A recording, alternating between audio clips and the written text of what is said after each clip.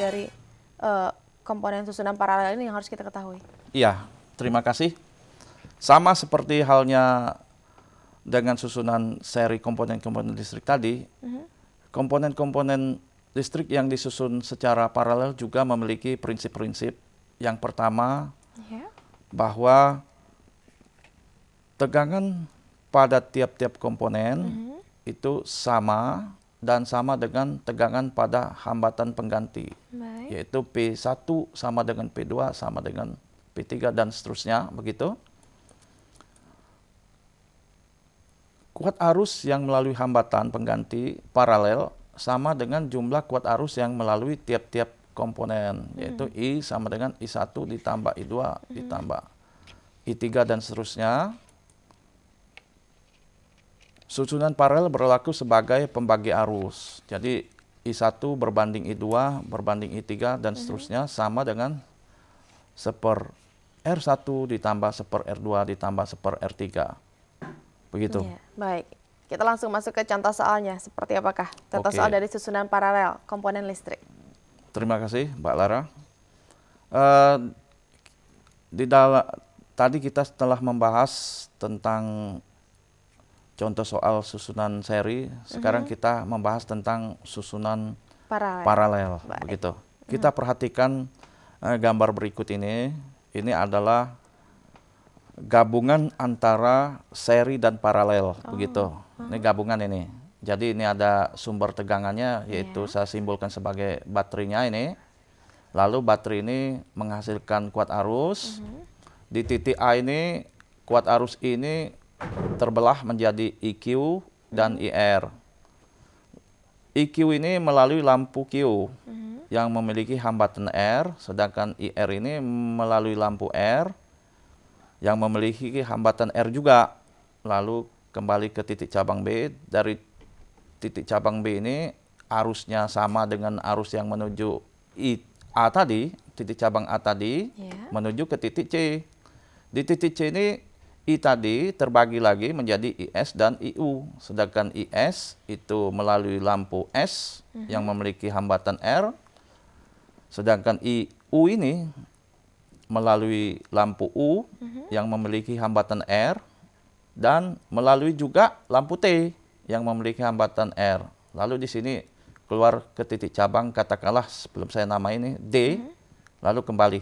Nah, di sini ada lampu P yang memiliki hambatan. Pertanyaannya, manakah yang paling terang untuk menyala antara lampu-lampu tersebut, terus menyala yang sama terangnya, terus menyala yang paling redupnya yang mana? Nah, baik, ada 3 pertanyaan berarti ya? Iya. Yang mana yang menyalanya paling terang, yang mana yang sama terang, lalu satu lagi yang paling redup. Paling redup. Oke. Baik, tadi sudah diperlihatkan contoh soalnya seperti apa.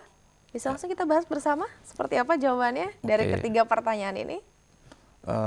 Komponen-komponen listrik yang disusun secara paralel itu arusnya tuh terbagi. Kita lihat tadi ada titik P, lampu P. Lampu P ini arusnya yang mengalir adalah sebesar I. Ya kan, artinya I ini tidak terbagi dia.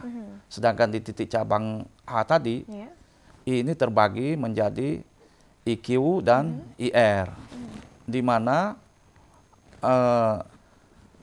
IQ itu berbanding dengan IR sesuai dengan prinsip komponen susunan paralel tadi, sama dengan IR. IR yang ini adalah hambatan pada lampu lampu Q, maaf, sedangkan berbanding dengan I/R. Nah, R yang ini itu adalah hambatan pada lampu R, sama dengan 1:1.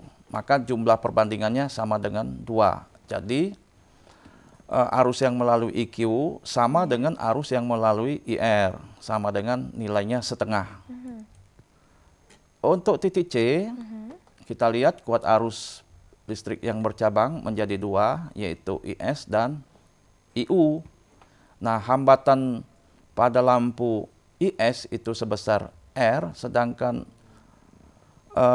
arus IU itu melalui 2 hambatan, yaitu yang memiliki 2 hambatan, yaitu R plus R sama dengan 2R. Maka perbandingan antara IS dan IU itu sama dengan 1 per R berbanding 1 per 2R sama dengan 2 banding 1. Jadi jumlah perbandingannya sama dengan 3. Jadi IS itu sama dengan 2 per 3 I dan IU sama dengan 1/3 I. Jadi kalau kita simpulkan hasil urutan kuat arus pada tiap-tiap lampu itu, lampu P itu menyala paling terang karena apa? Arusnya tidak terbagi. Jadi IP sama dengan I. Maka arusnya paling besar di lampu P. Sedangkan lampu U dan lampu T, IU sama dengan IT sama dengan 1/3 I. Sedangkan lampu Q dan lampu R, kuat arus di lampu Q sama dengan kuat arus di lampu R sama dengan 1/2 I. Sedangkan lampu S sama dengan IS sama dengan 2/3 I. Jadi lampu yang menyala paling terang adalah lampu P, lampu U dan lampu T serta lampu Q dan lampu R itu menyala sama terangnya. Dan menyala yang paling redup U dan T.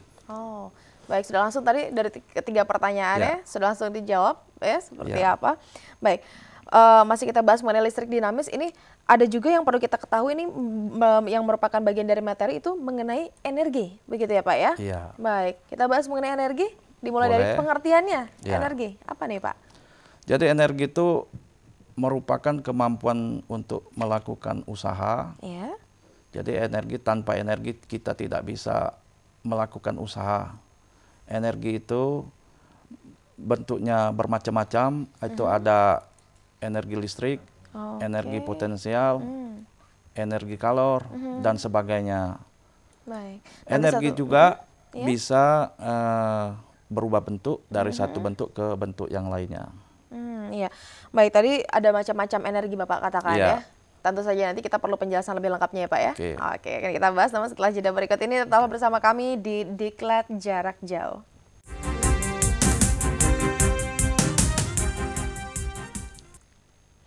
Terima kasih banyak masih terus bersama kami dalam Diklat Jarak Jauh untuk guru fisika Madrasah Aliyah tingkat dasar.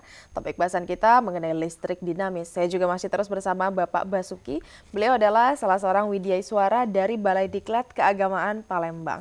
Baik, tadi terakhir sebelum jeda kita bahas mengenai energi, pengertian energi. Nah, sekarang ini saatnya untuk kita membahas satu persatu. Energi yang menjadi bagian dari energi itu apa saja? Penjelasannya bagaimana Pak? Tadi salah satu sempat dikatakan mengenai energi listrik, energi kalor, dan lain sebagainya. Bagaimana? Kita bahas yang mana dulu nih Pak nih? Yang bahas masalah energi listrik dulu. Baik, energi listrik.